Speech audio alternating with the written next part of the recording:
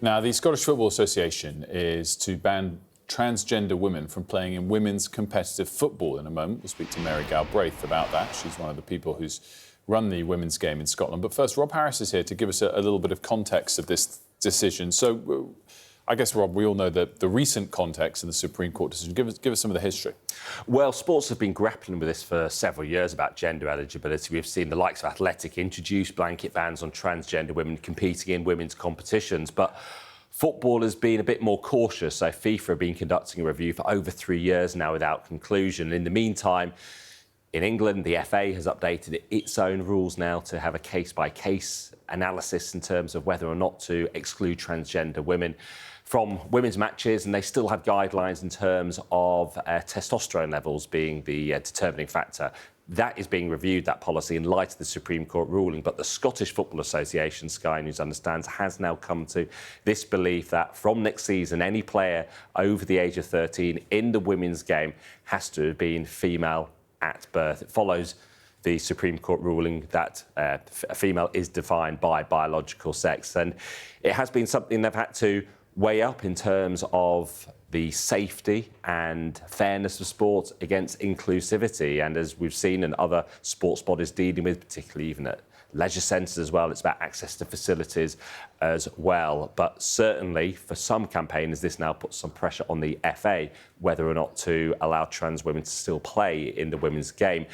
We do understand there are no trans women playing professionally in the women's game in England or Scotland, but in England, we do believe there are around 20 transgender women, at the very least, in the amateur game.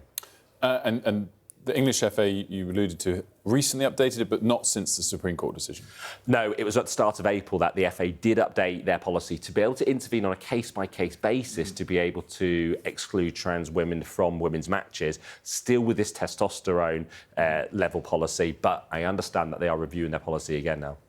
Great stuff, Rob, for that context. Let's bring in Mary Galbraith. She's chair of the Scottish Women's Professional League and a recent member of the Scottish FA's Equality, Diversity and Inclusion Advisory Board. Delighted to say that she joins us now. She is speaking in a personal capacity. Thanks so much for joining us, Mary. Can you just give us a recap? I mean, Rob's given us great context there, but what were the rules in Scotland and how much were they discussed to get to where they had been? Yeah, the rules evolved over the years and were around ensuring that testosterone levels were at a level or at that they were measured clinically to be acceptable.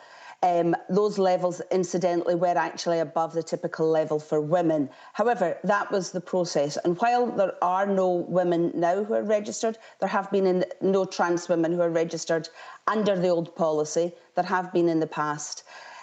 So that was the nature of the policy, not unlike what the FA has now around testosterone regulation and a case-by-case basis. And that's now what has changed to saying that partly as the result of the Supreme Court ruling, but also following a fairly extensive review process of the policy, that this is now the way to go, which is to say, we have male football and we have female football. We have single-sex football for a reason. We have women's football for a reason, because it doesn't lend itself as a sport to being mixed sex. And that if you're going to have a single-sex sport, it needs to be single-sex, as per the Supreme Court. But, Mary, I mean, obviously the Supreme Court decision has triggered some of these discussions. You've got a much better understanding of this than any of us. Does the Supreme Court decision give any of these authorities any choice from here? Does it force them to make these sorts of decisions? Well, I'm not a legal expert. I had a couple of recent roles and I'm currently the chair of the Scottish Women's Premier League. I think it gives everyone cause for concern. Organisations like the Scottish FA are regulators effectively for the game in Scotland. So they regulate and approve the way clubs operate, the way leagues and competition organisers operate, and they want to make it as attractive and supportive and inclusive and fair for everyone. So when they regulate across a whole range of criteria, including this one, they're doing it with a view to making, for example, more opportunities for women and girls to play. And there have been massive increases in recent years. And so it's partly in view of that. It's partly also because there has, as I mentioned, been a process over the last few years of trying to review the old policy, as you do with these policies on a regular basis, and looking at research that was done by the Sports Council. All the sports councils across the UK did some work to look at how to balance competing demands on this particular topic.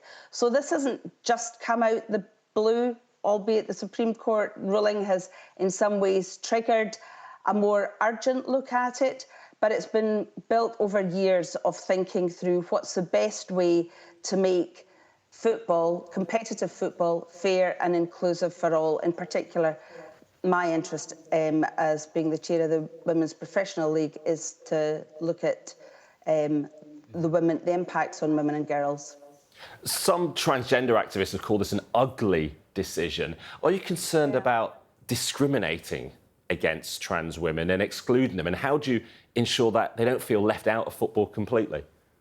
Absolutely. And one of the things I think is disappointing is that it's always presented and portrayed as a ban on transgender players. This isn't. There's a place in football for everyone. And so what this means is that transgender women, i.e. biological men, can play in the men's game. And in fact, some do. So although some people have been critical of this ruling and, the Supreme Court ruling and not just the Scottish FA, what we should remember is that everyone is either male or female. And what this recent change has been to say, well, just like we wouldn't have an 18-year-old playing in under-15 football, we shouldn't have male footballers who are transgender women playing in women's football. But there's a place for them in the men's game. And the male game needs to be inclusive of transgender women. And there are transgender women who do play in the male game. So it's about everyone finding their correct home in football. It's a great sport. It's so good that there are more women's teams and women's competitions. And we think that this, for lots of women players, for coaches, for referees, for that whole ecosystem around the game, that this actually makes it clearer. Everybody talks about the clarity of the Supreme Court ruling, and we feel that as well, that a ruling like, or what we understand the Scottish FA are going to put forward to organisations like leagues is going to help a lot. Great stuff, Mary. Thank you so much for joining us. We really appreciate it. Mary Galbraith, our thanks to Rob Harris as well.